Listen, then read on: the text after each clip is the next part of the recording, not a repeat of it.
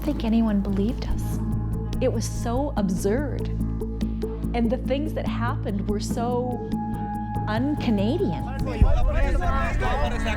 is the problem to you?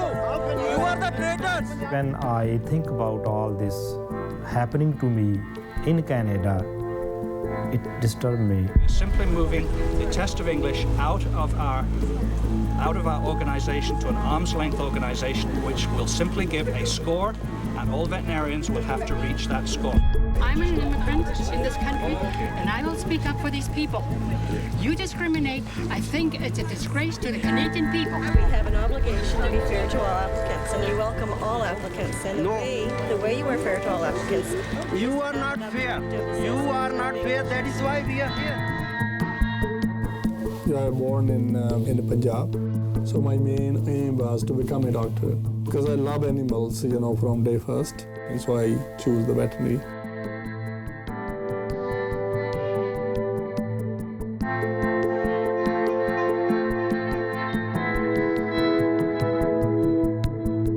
I sent a resume under my name, Bhullar. I didn't get a response. When same resume sent to David Smith, I got a response. So at that time, I realized, that something is going on. There's some discrimination.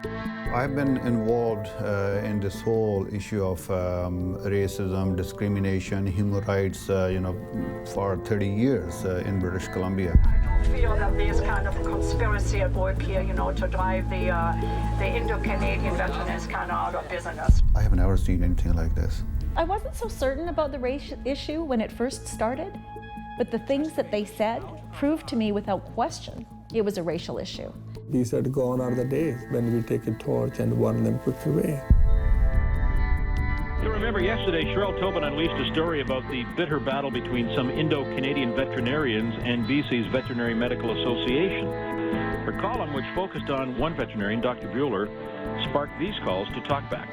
This whole issue seems to be more probably about the low fees charged by the veterinarians.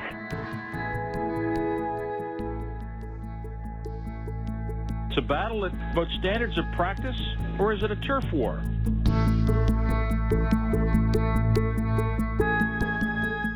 Our organization operates a human rights clinic, and Dr. Bhullar was referred to us. Because Surrey Association was a strong association. And then they have these two meetings, and then the English issue started, and then they want to target all the Indo-Canadian vets. To be totally frank, I was quite skeptical about his claims that his group were being targeted by the BC Veterinary Medical Association, now the College of Veterinarians. It became apparent that there was something very, very, very out of the ordinary going on in this particular association.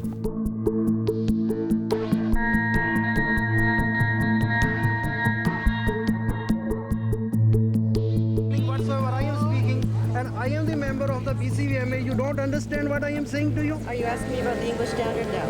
Yeah. Is that your current question? Yes. Okay. Dr. John, why you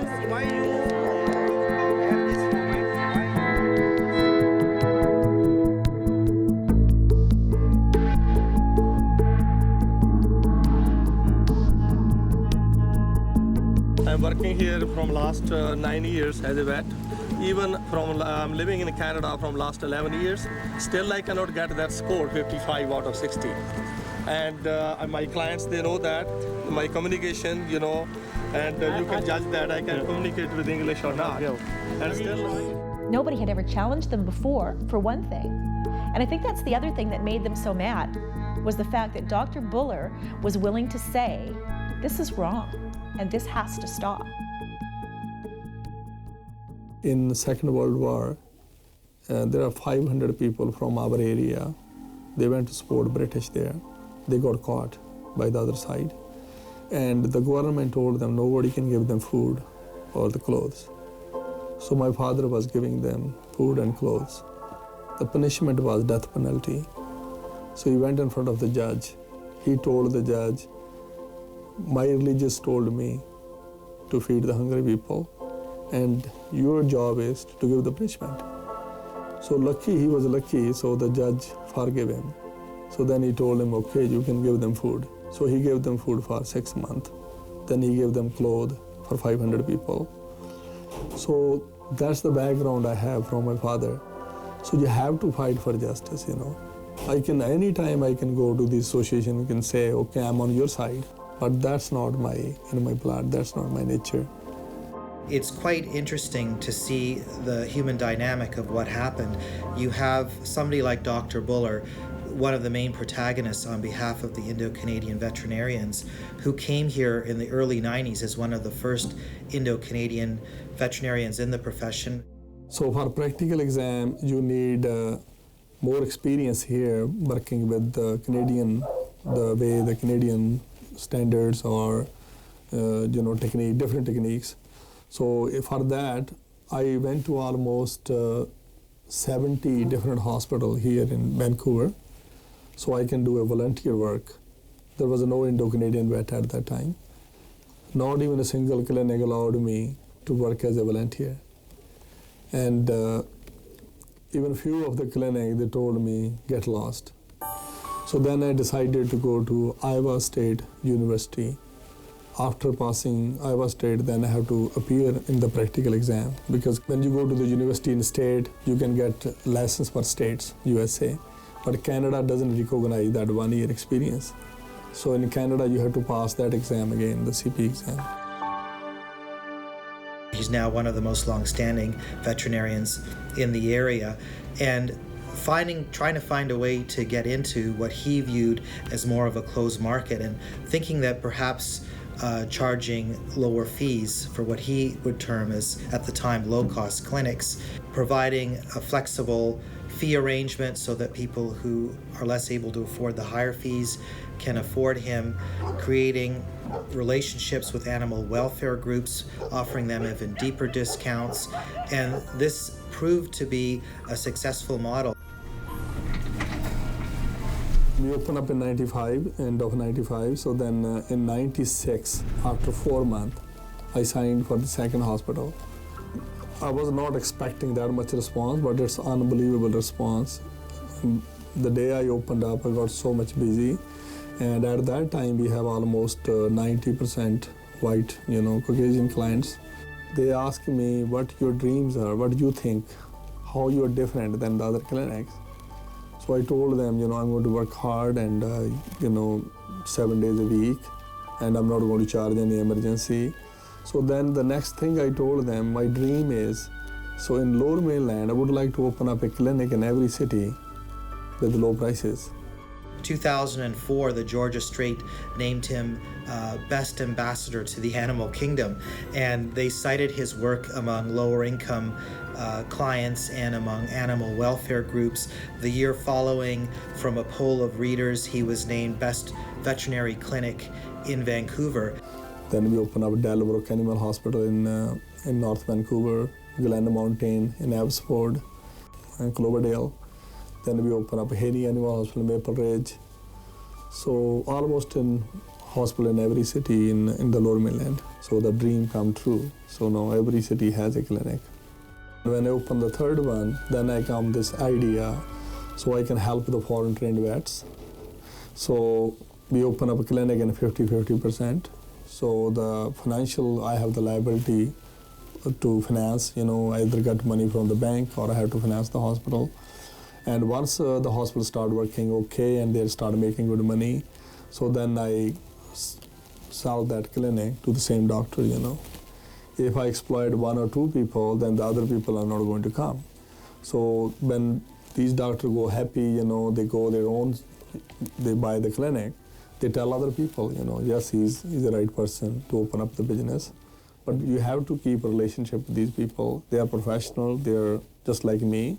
They're well-educated people, they're trained. So you're helping them, and you're getting also money, but you are also keeping a relationship long life, His clinics were expanding, and then I think this also raised an alarm among veterinarians, some other veterinarians in the profession. That was right around the time when an organization in Surrey developed called the Surrey Veterinary Association, and who became the president of that association admitted that they were quite concerned about the competition that was coming from Dr. Bhullar and his associates. We on that day in November 2003, myself, Dr. Om Parbakar, and Dr. Bhullar, we opened 3 hospitals on a single day. So we were opening like in every city, because Dr. Bhullar has started that low-cost pattern hospitals, and now we were spreading. And this was taken as a big threat.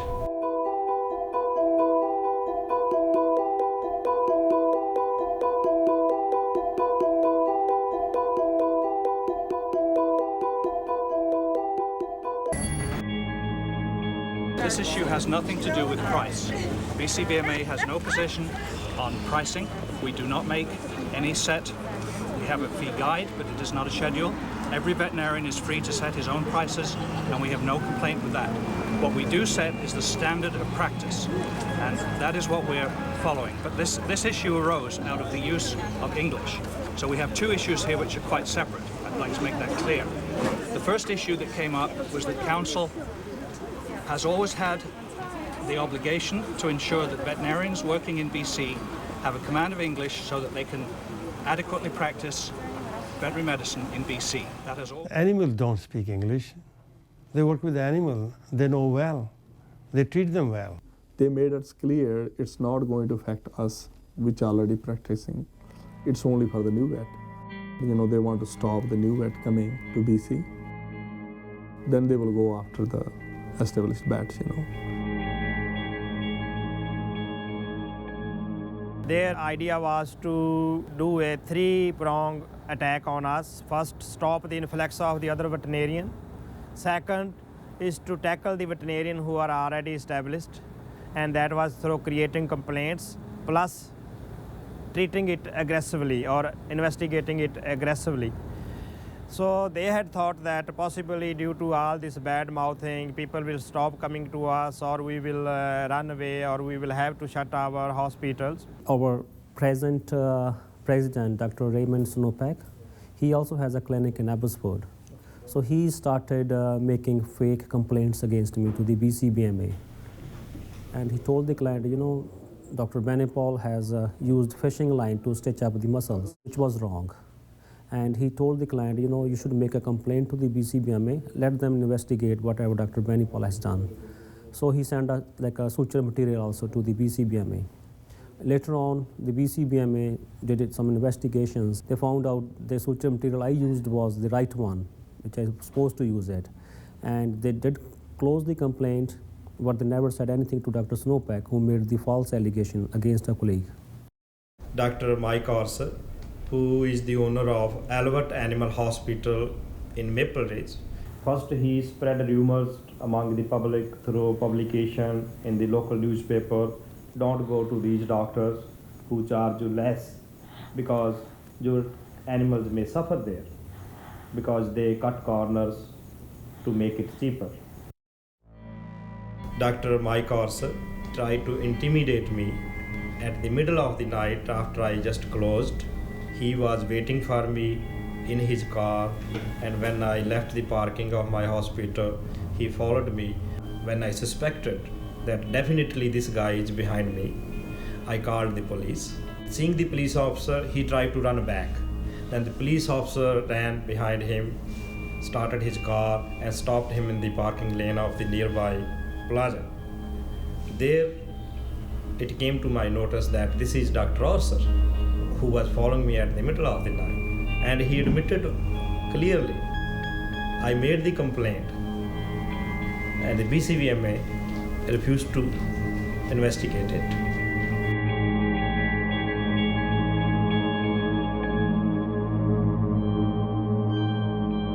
The police never investigated my allegations against the other doctors and the BCBMA. So I am, in my mind, I am frustrated to some extent, and I don't expect that I will be able to get justice even. It's a race also, you know, the way they said about us, like the president, Dr. Robert Ashburner. In his day, he said, gone are the days when we take a torch and burn them quickly away. So that's not an economic issue, you know, that's not money-based issue, it's clearly on racism. And then they sent the inspector to my clinic to do the unscheduled inspection. And that was also very scary, because somebody just walk into your clinic and ask you, you have to leave the place, we have to inspect everything. So it's up to them, whatever they want to do. The inspector has a power to shut down the clinic. He did the inspection for, I think, 3 hours, and he couldn't find anything wrong in the clinic. Then he went back to the BCBMA. They said, you couldn't find anything. So they sent him back again to do the unscheduled inspection. So they did a second time, and every time I had the inspection, I had to pay for that too. They have disclosed the inspection records, and when I look into that, I find only the Indo-Canadians had the unscheduled inspections. No native veterinarian has any unscheduled inspection, except one. Of course, in business, in everywhere, there is racism, still there is, but it's a different mode of racism. Veterinarians, because they work hard, 24 hours sometimes, they open clinics, they serve the community well, but they gave them English tests to exclude them. Dr. Rana, he was in the committee of this 16-member committee. In the committee, he voted for 55 score, but himself, he cannot get 50. So which we challenge in Vancouver Sun, it would publish in Vancouver Sun. Those 16 members in the committee, if they can pass the exam, I will pay for their fee. We will give them $1.6 million award. So take the exam, pass the exam, because you are 16 doctor, you are practicing so many years here. If you can get 55, we will give you $1.6 million. We have an obligation to be fair to all applicants, and we welcome all applicants. And the way you are fair to all applicants, you are not fair. You are not fair. That is First thought I have, we have to do something for the new vets coming. And if nobody fights from us, we can say, okay, we are fine, we are doing business. We don't need new vets in BC, which is not a right thing to do. We have to fight for the community, we have to fight for the new vets coming.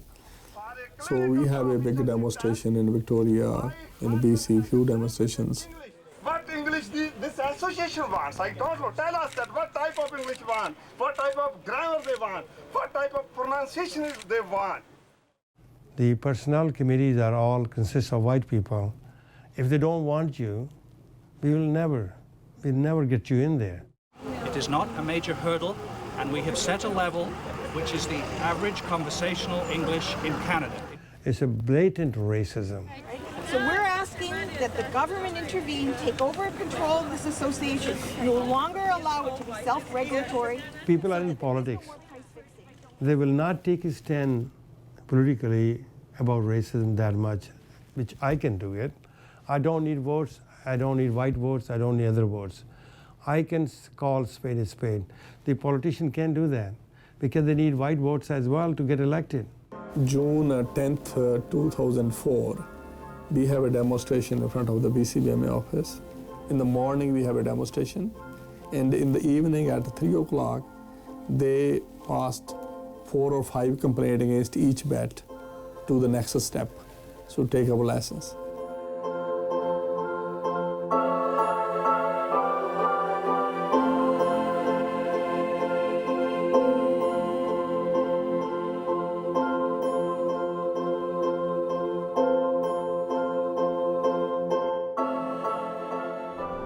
They raised me from the register, which is the first time in BCBMA history.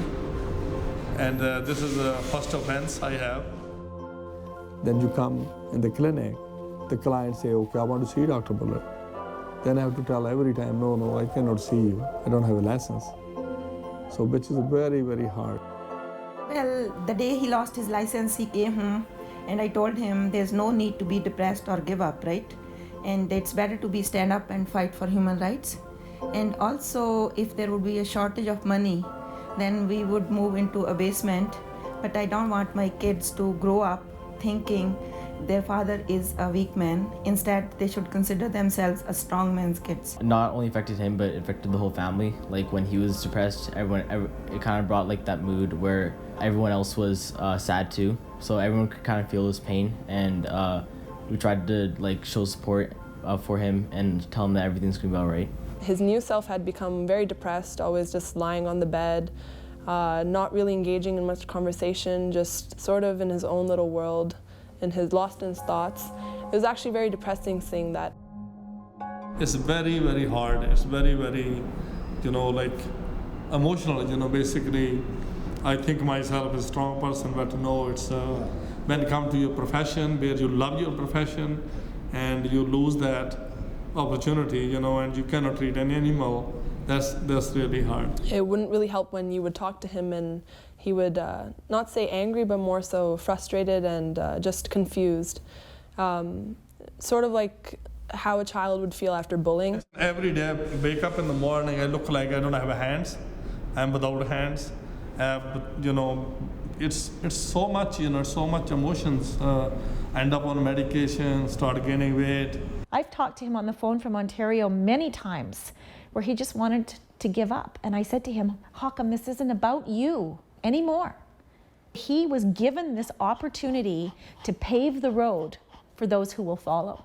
It's not only in the morning, it's in the night, in the nightmares, like you're thinking day and night. Yeah, there is a lot of pressure as far as my family is very disturbed. Sometimes I have the sleepless nights in my home whenever any complaint comes, and that complaint is of no value. Whenever any letter from the BCBMA that comes, that is really affecting my family, my kids. You cannot take holidays, you cannot go, even you go on a holiday, you're thinking there every second. What's going on, what are they going to do? The BCBMA stole 70 to 80 files from my hospital through one of my employees and continued to work under the cover for almost 1 year without letting me know whether there's any such thing happening, and suddenly bring a mountain of allegations against me. I was facing threat to my kids, to myself, plus I was facing threat to my business, whether I will be able to survive or not. I had to make a tough decision of my life to send my kids back to India. So at that stage of the game, just sort of off the top of my head, I said, wiretap me, send me in with a hidden camera, let's do something, because all we had was hearsay. So I hear we have a wound or some kind, Yeah, that's my daughter's cat. I'm Heather. Very nice to Rob meet Astor you. had it. Good to meet you. Thank you. The came in with it? Yeah.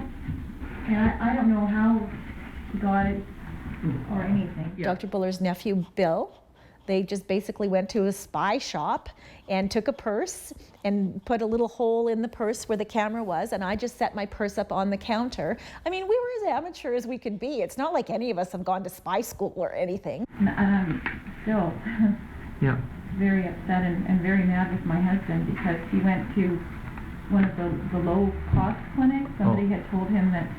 That explains it. Well, it was at Atlas. And that... The problem is, you don't know what's happening there, and I can't help you because I don't know any more than you do what happens there. One of the things that was said to me during that time, of course, is the common phrase of gone are the days. You can't kind of walk in there and close somebody down because then they scream prejudice or whatever. And gone are the days when we can go there with a torch. Gone are the days when you can go there with a torch and burn the place down. It's a quicker way. It doesn't get any more racist than that. Their issue is not only just the professional issues that they have been dealing through their own BCVMA, but it's also a human rights issue. There have been some very serious allegations about the treatment they have had received from their association. And for that reason, there is a case in front of the Human Rights Tribunal. I think it's the longest run case in history of the tribunals in British Columbia. I think it's not that the minister doesn't know about these allegations. The previous minister, Pat Bell, was involved very intimately into the dispute. I have been asking the Minister of Agriculture, not only the current Minister of Agriculture, his predecessor, Pat Bell, and also the Attorney General when I was the critic for human rights and multiculturalism, raising those issues in the House, asking them to have a meeting with the Indo-Canadian Veterinarian Association and find out what their side of the story is. And I think both sides agreed that there would be some mediation done. And 2 very high-profile people were brought in to listen to both sides so that some recommendations could be made so that we could bring this issue to an end. So we're asking that the government intervene, take over control of this association, no longer allow it to be self-regulatory so that there is no more price fixing. There should be an independent inquiry about it. So I asked the current minister again, I said, how would you come clean if you don't have an outsider or somebody, a panel, to look into these issues, inquire about it? The allegation may be wrong, who knows, but at least you should have a process in place. Somehow something didn't work out there either, and the minister walked away and everyone else walked away, and those allegations continued to be sitting on the table and continue to be such a disruption, in my view, in the lives not only to these veterinarians but also to the association.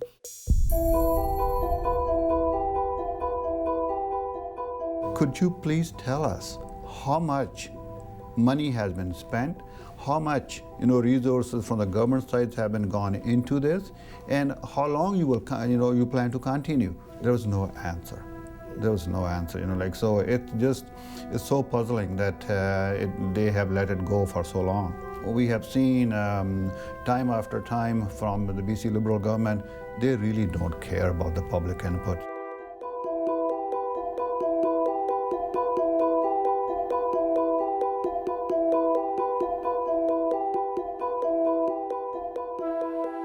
What I think it's incompetency and arrogance on the parts of the government.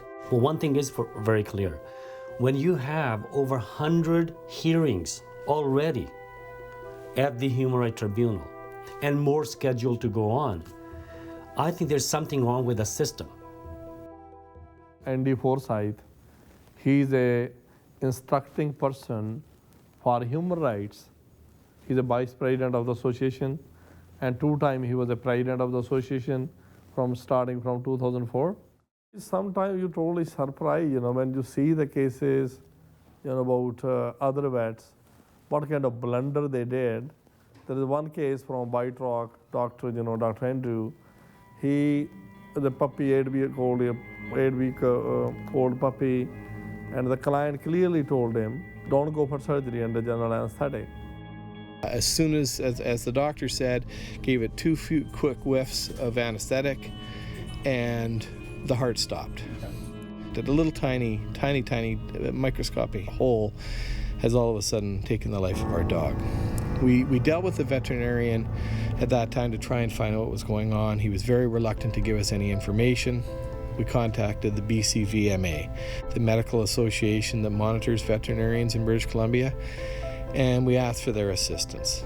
We wanted some of the records, our medical records. He was very reluctant to even give us those. This man chose to email me back, and he starts listing off all these possibilities that could be wrong with my dog, but he didn't bother testing my dog for the previous night, and he's emailing me this, and I'm like, well, he should be picking up the phone. And he said he wouldn't be in the next day. It was his day off. He's the owner of the clinic, and I should also mention he is one of the most expensive vets in the city, so paying more doesn't mean you're getting better care. Here, the animals are dying, or they're charging the clients without any reason. They're putting this poor puppy through the trauma, cutting him open, and going inside, which he doesn't need that. One of the things that he said to me was, look if you're upset, go ahead, contact the BC VMA, call Val Osborne. What are they going to do? They're just going to give me a slap on the wrist. You're going to have a whole lot of bother. Why bother? Go ahead, but here's the phone number if you want. And they said, Tracy, your dog's dying. Like, your dog is in pain, it's dying. And see, I'm going to start crying. And all I could do was just tell him I was so sorry. This was not supposed to happen.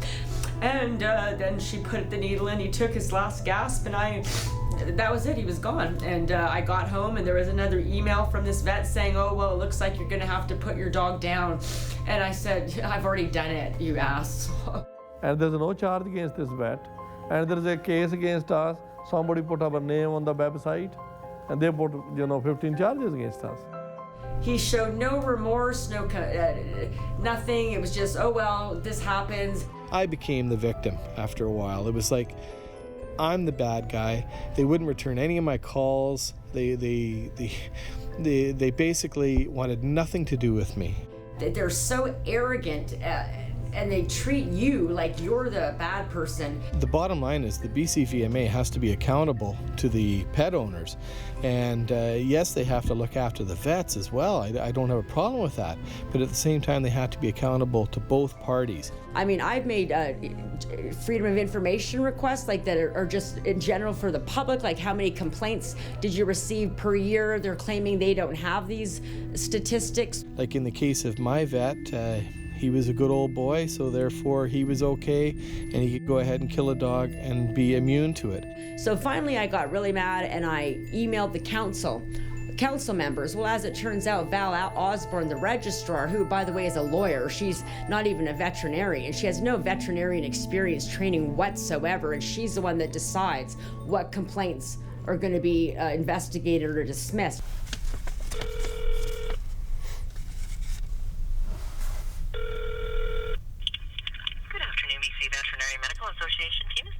Yes, can I talk to Valerie Osborne? Hello, Val speaking. Yes, I was calling, I was doing a little film on this whole issue, and I wanted to get an interview with you from the association side. If is there any time that I can come and see you? And sorry, who are you exactly? My name is Rajpal. I'm a filmmaker. You're a filmmaker. Yeah, so I'm doing a film on this whole issue, right, that's going on with the Indo-Vets and the association. Oh, how long have you been working on that? Oh, well, it's not important, but I'm just looking for an interview either with you or the president or both, because you're also quite involved in this whole thing, so you know the issues as well, right? Okay, would you mind sending us something in writing, telling us a little bit more about the film and what your timeline is? Sure. You want to give me your email? I can email you then. Yeah, just send it to info@bcvma.org. Okay. Okay? Sure. Thanks so much. Okay, thank you. Bye now. Bye.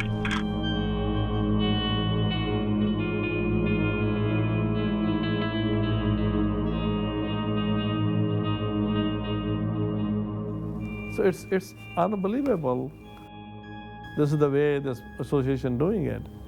The first time people don't believe it, up to the time they see the documents. Emails are what the whole human rights is about. They email, they take everything off, and they come in and take off emails we thought were deleted. Yeah. Well, so what do you guys do then? I mean, if you've got to get together and have Bhullar conversation, do you just meet somewhere and... Yeah, we meet at the office, we close the doors, we play our radio so we can't be bugged, and no one's writing anything down. Wow. In my hearing, actually, the first inquiry committee members, and they made their decision. Then you have to go to the council. Council can dismiss the charges, or they can give you the penalty. They offered me during the inquiry committee hearing only $1,500 fine and 1 day suspension. So then the council, before even they heard my charges, there are tapes of those council members and the Valerie Osborne, where they're talking about, they're saying, they want to pee on my face, they're calling me asshole, And the same, they are judged against me, those council members. They are not legally allowed to say anything negative about a colleague. And it was never once my experience that anyone ever gave Dr. Bhullar that benefit of the doubt, which is a requirement of their constitution. BCVMA? So then I asked Heather again to call the president of the association, who was a chairperson in my deciding committee about the charges. So she called Dr. Grognet and Dr. Snowpeck and Dr. Kirby and Valerie Osborne, these 4 people. And in those tapes, it was unbelievable. So Dr. Snowpeck, he said, I think what we'll learn how to say is say things during a cough, like asshole. Yeah. I think we all have our own words. Then I realized, yes, every time he coughs, all these 6 members, they laugh. The 7 members, they laugh, So how you can expect justice from these people? They're calling you by name.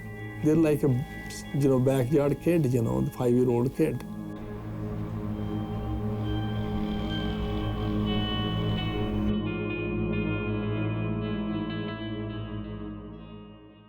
I was pretty impressed early on with the degree to which they were able to say, here's what we're alleging and here's how we can show that that's really happening. And so I quickly came to the conclusion that there was, serious substance to the complaints and indicated that I would be interested. At the time, I thought what I was getting involved in was an 11-week hearing. Itself seemed very large to me.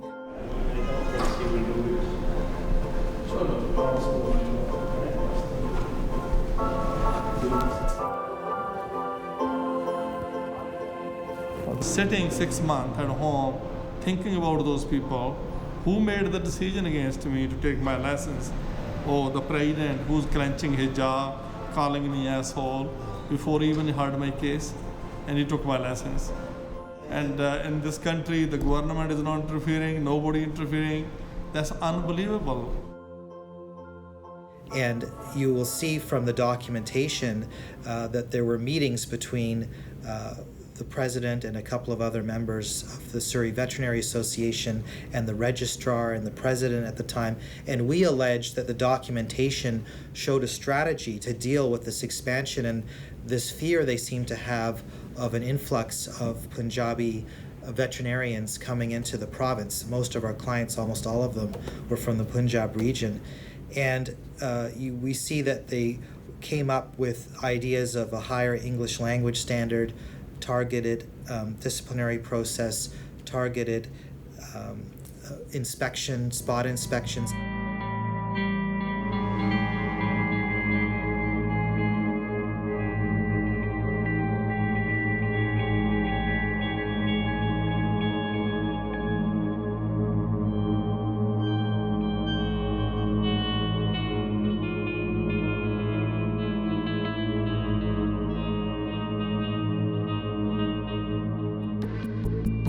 Thank you, Honourable Speaker. The BC Human Rights Tribunal was set up so that groups and individuals subjected to racism, discrimination, or just being treated unfairly for who they were would have a place to find justice. But now we know that a group of South Asian veterinarians seeking that justice, seeking to end discrimination, have conducted a 10-year review at the Human Rights Tribunal, costing them millions and millions of dollars, while the Government of British Columbia, through the Attorney General's Ministry, has indemnified the college that was the heart of the discrimination. So my question is to the Minister of Justice. If we're going to have a functioning Human Rights Tribunal, surely the Government of British Columbia shouldn't be picking sides in the middle of that process. Certainly the Government of British Columbia shouldn't be indemnifying the college that's the product and producing the racism that we're trying to defeat here in British Columbia. This government ideologically is against to provide help to individuals. It's the law of the jungle, that the fittest to survive. I have only two choices, fight or flight. Either I will have to run away, give away my license, or I will have to fight them. And unfortunately, I chose to fight. One thing every day I wake up, I always pray God, please give me the strength so I can fight for justice. Whenever I go to the temple, go to the Gurdwara, any place, I always pray, please give me the strength to fight. This is very expensive, very time-consuming process that they're going right now.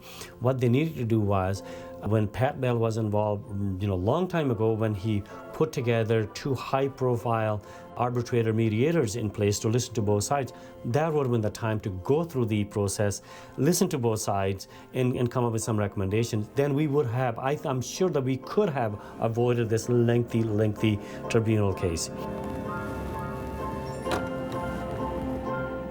And in a democratic society, when a process that actually bankrupt an association because of lack of money, or they cannot defend themselves, can you think about an individual going through the same process? How is that individual is going to get justice? I think, our justice system under our democratic system shouldn't be denied because of lack of funds.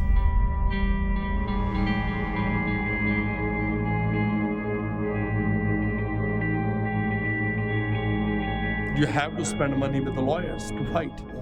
And the third, we have to spend money in the human rights also at the same time. So I have to spend money for my personal case in the Supreme Court, which is going in May.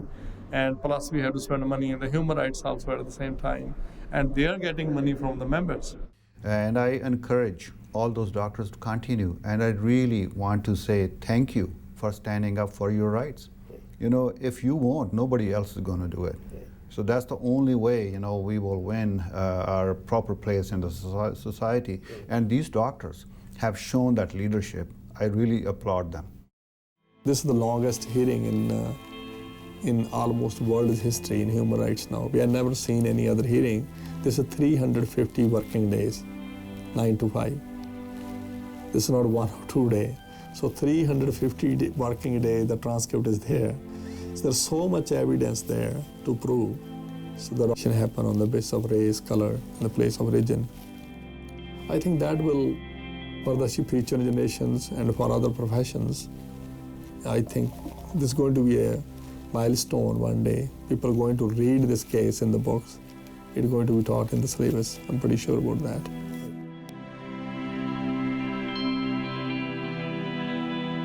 If I were going to interview at this particular moment, Yeah. what would you say?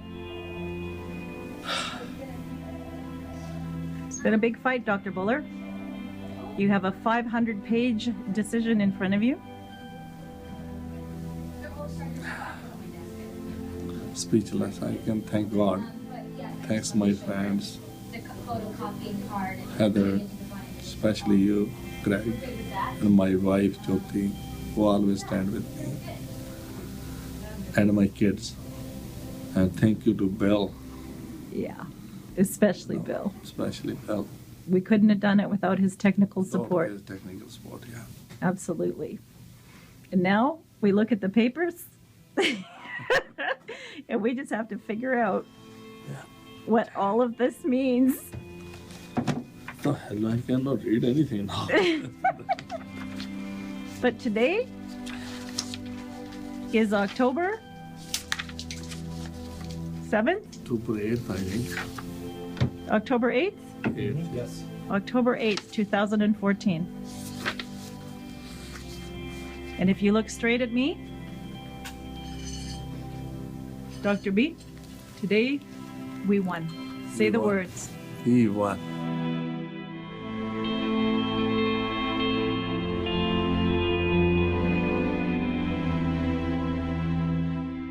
Member Perrick, who wrote the very comprehensive decision, found that the BCVMA tolerated and facilitated the discussion of wide-ranging and race-based allegations about Indo-Canadian veterinarians. We had alleged a type of smear campaign, and so that is a finding with respect to that allegation. Race-based stereotypes played a role in the BCVMA's dealings with the vets, leading to the poisoning of a relationship between the two groups, an outcome which the BCVMA then wrongly blamed entirely on our clients, accusing them of playing the race card. She also found that the BCVMA did erect an unreasonable barrier to practice for Indo-Canadian veterinarians by instituting an English language standard that was higher than used by comparable professional associations. The BCVMA targeted the Indo-Canadian facilities with newly instituted unscheduled inspections, and this was based on unsubstantiated rumors and anecdotal complaints. The BCVMA processing of disciplinary complaints gave rise to patterns of race-based adverse treatment in a number of harmful ways, which she gives more detailed description in her decision. And also the timing of an implementation of a new disciplinary disclosure policy also had the effect of further targeting Indo-Canadian veterinarians, who at the time of this disclosure comprised all but one of the veterinarians identified on the BCVMA website as subject to disciplinary action. So there were a lot of large systemic findings that were made. It took a lot of evidence to support that.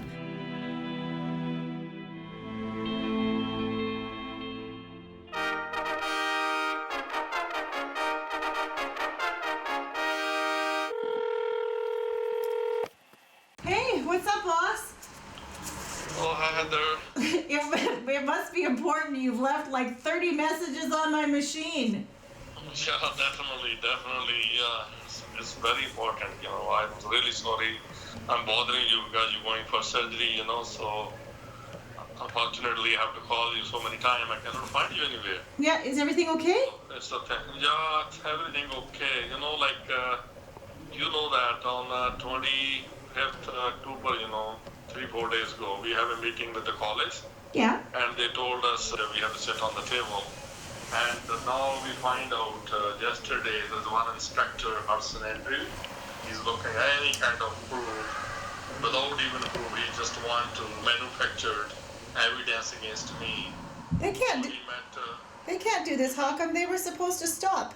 Human rights told them they have to stop. Yeah, they're doing the same thing. There's nothing changed. Like he went to another doctor, one of doctor working with me, and he told me that. And so then he went to Dr. Avatar Kendi now. And because he know Avatar Kendi and me, we have some issues. So Dr.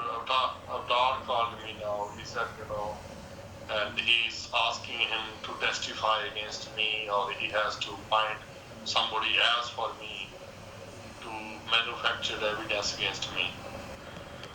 So what do I need to do? Yeah, I asked Dr. Avatar, that's what I was looking for you to. So he, gave you, he said there's a one disgruntled employee and working for Dr. Bhullar, and he fired her, and she will be a good person for him, to get anything. She can say anything bad about Dr. Bhullar. So we need a disgruntled employee?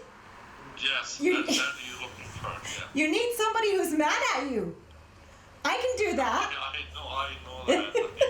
But I know I never have any disgruntled employee, but I don't know, these people, they're looking and please, if you can, I have the number. It's not bother, but can we do it today? It has to be done today. Okay, well. This guy is looking for anything, Let me call him. Let's see what happens. Yeah. Hudson Andrews. Hudson Andrews. And he's a government inspector? Yeah, he works for Health Canada, and I think the college hired him from there. Unbelievable. Just for me and some other Indo-Canadian vet. Okay, so what they're trying to do is get him to find something about you through a disgruntled employee. Yeah, he just want to manufacture evidence against me. Nice. So they don't give me the license, so they can say, okay, he don't have license, he was doing such and such, things when he doesn't have a license, which I never did, so that they are looking for. I'll give him a call, I'll see if I can... They don't want to stop. They don't want to stop. Well, they're going to stop, and we'll make them stop. If I can go and I can get him to, I don't know, I'll talk to him, see if I can set something up and meet him and see what he has to say, because it has to stop. They've been ordered by the courts to stop, and we have to prove that they're still doing it. Okay, let me call him. I'll call you back. Thank you. Yeah, you're welcome. Talk to you soon, honey. Thanks. Bye-bye. Bye.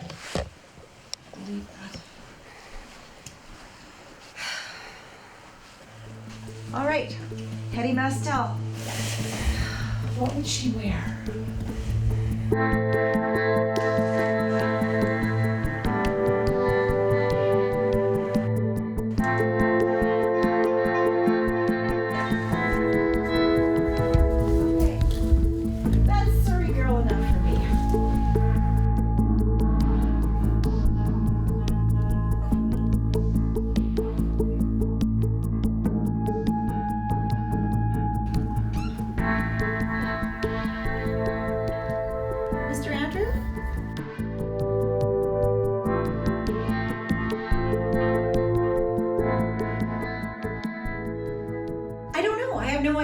Going to say, this is an inspector. This is somebody who does this for a living. So trying to dupe somebody, I don't want to even use the word dupe, but trying to get somebody to say something that's going to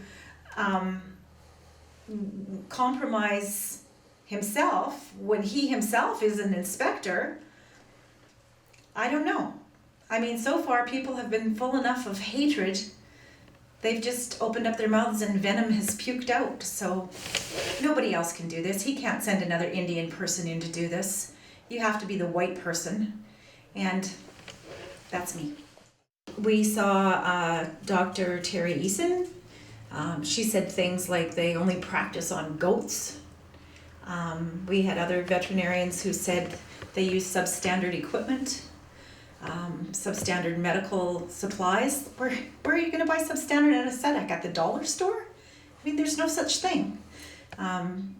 We were told that Dr. Bhullar used only one surgical pack, and that if you were the third or fourth surgery of the day, that you were going to have surgery from the first animal with no further sterilization to that pack, and that the blood from the first animal would be on the third animal, you know, when you were doing that surgery. We were told that he didn't use anesthetic at all, that he actually had somebody, 4 people, hold down the legs of the animal while he actually went in and surgically opened up and did a spay on an animal with no anesthetic. Well, that would be absolutely insane. First of all, it would be next to impossible, and from a standpoint of looking at that financially, it would cost him far more money to actually have people hired to hold down an animal and try to hold it down and do that versus the $3 cost for the anesthetic. It was just ridiculous. I never dreamed that I would be doing this again. But I will do it, and I will do it, and I will do it until it stops. And I don't care if I have to play Lady Godiva and ride a white horse through the streets naked. If that's what it takes to get them to stop, then that's what I will do.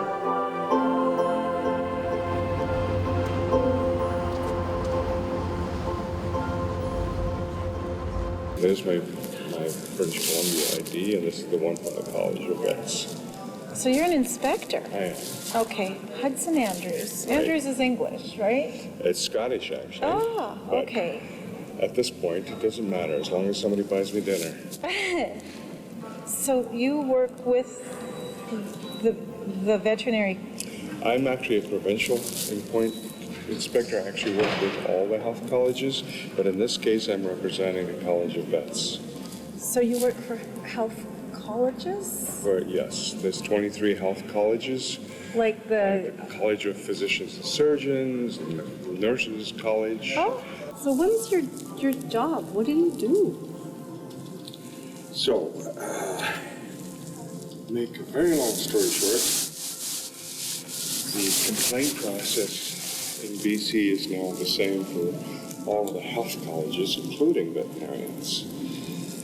So if you're not happy with the way your pet was treated, or exactly same thing for optometrist, dentist, then you have to be able to complain, talk to somebody about that. Right. You can actually go online and fill out a complaint form and send that to that college. And then the law says that somebody has to investigate. And that's where I come in. That's my job.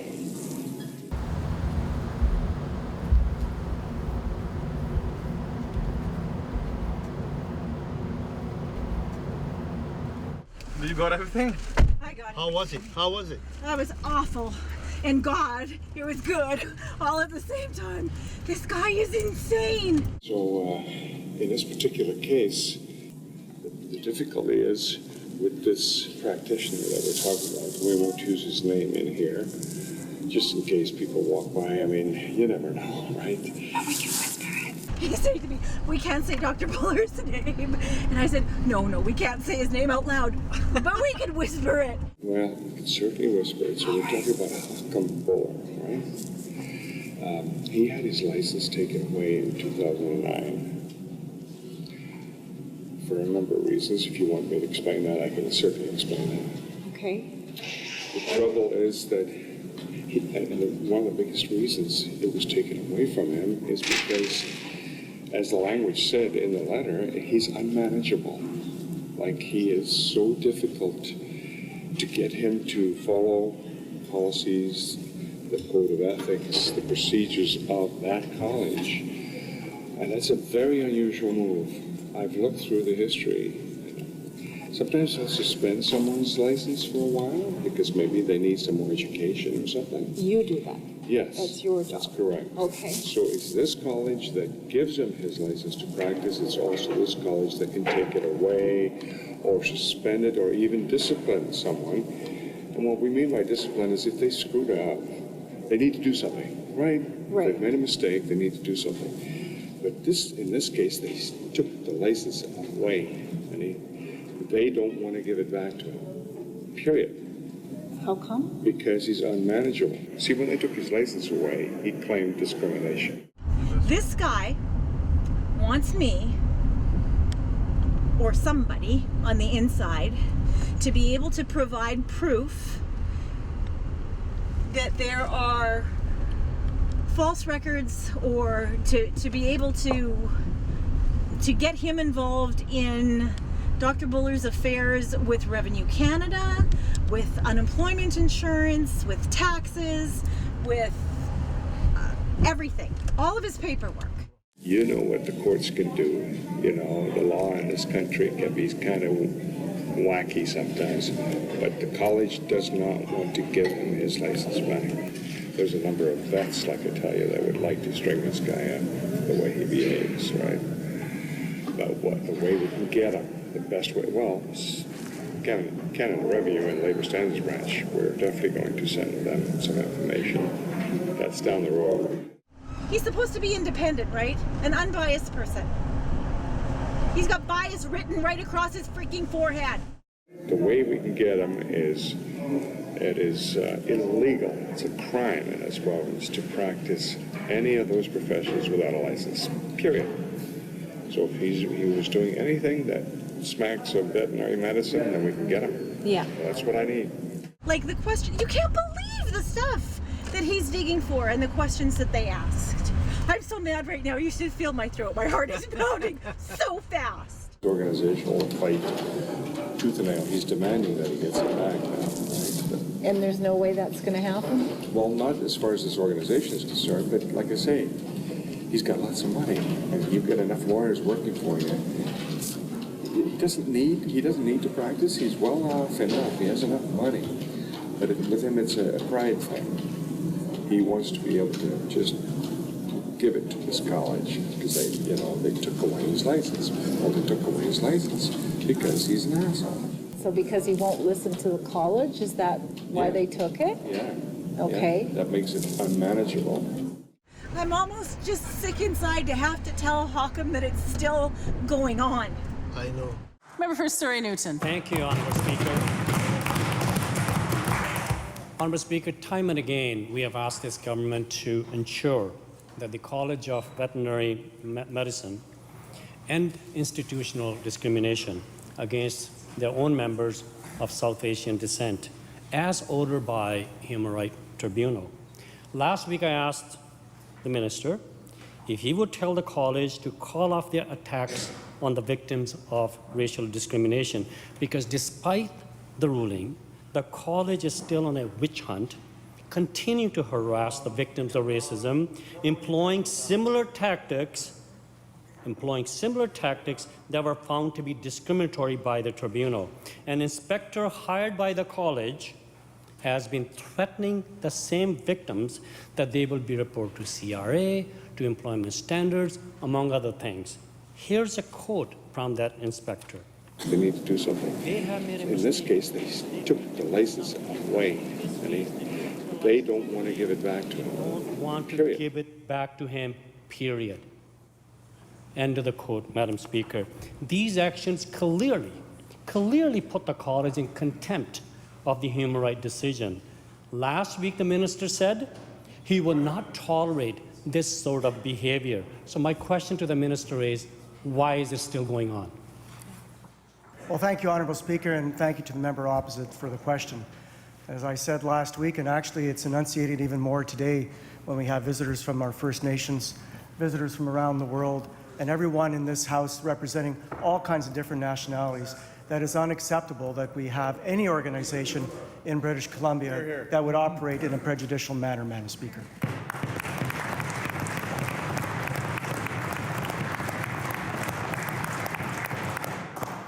I have advised the public members on the college of the expression of interest in this by the government.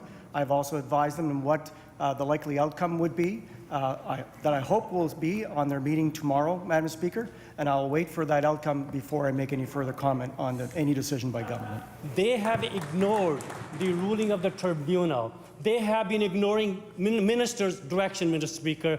Tomorrow, if they try to ignore to do the right thing, to implement the tribunal's ruling, Madam Speaker, what is the minister going to do to make sure that the law of the land are enforced immediately?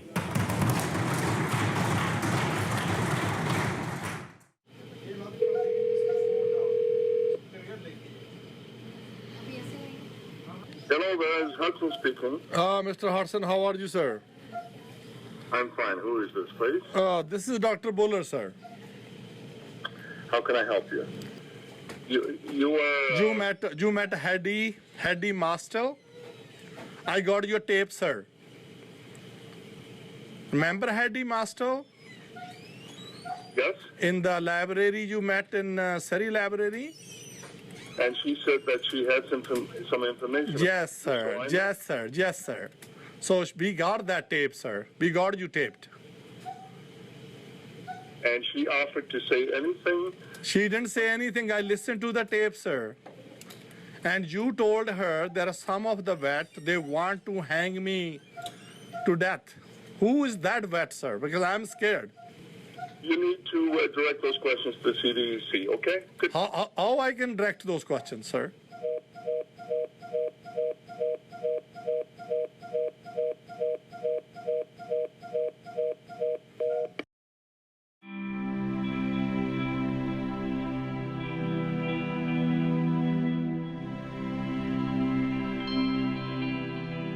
Where does you think you get the strength to fight this battle? That's one of the mysteries of the world. That's why I respect him so much, because it's kind of like an endless supply of courage and strength to fight. So I think if anything, he's tremendously gained, and what he's gained is a lot of people's respect. What he's gained is the opportunity to see that Canada is still the best country. I would have been bitter. I'd have been so mad by now. But no matter what, no matter how many times I've talked to him or seen him, whether or not he be, in front of a judge or talking to his buddies, Canada is still the greatest country.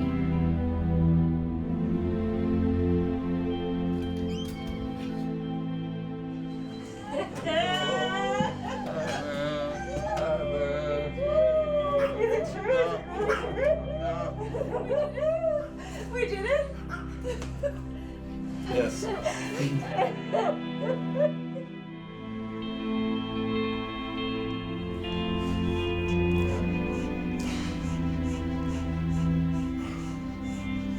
Speechless. Thank you. We did it together. Yes. God help us. Justice. I know that there are tons and tons of clients who have been waiting for this day, who are all going to be so excited to see you there. And I think more than anything, the fact that you're able to do this right now is going to change everything for you. I think when you get that second chance to put a smock on, it's going to mean that much more to you. Yeah. And you will never be the same doctor that you were before they took your license. So in honor of that, I think it's really, really important that you understand that when you put on your smock, that you not only don't feel inside like you're the same doctor because you've walked through that fire, but that you have an outward, some sort of a touchstone of that. So in order to honor that and to honor you and to honor today, I had a lab coat made for you in Japan by a company that won a design award, an innovation design award for making lab coats. Thank you. And every day that you wear this, I want you to know how incredibly special that you are, not just to me, but to every single person who sees you that wears it.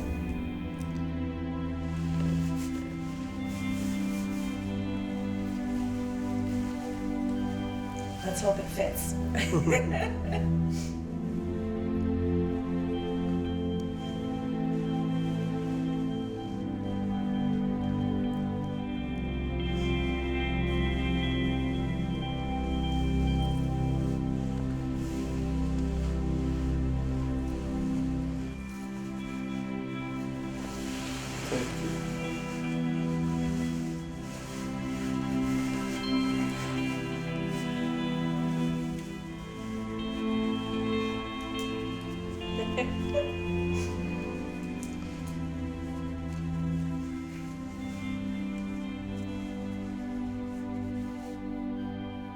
It's awesome. You're so handsome.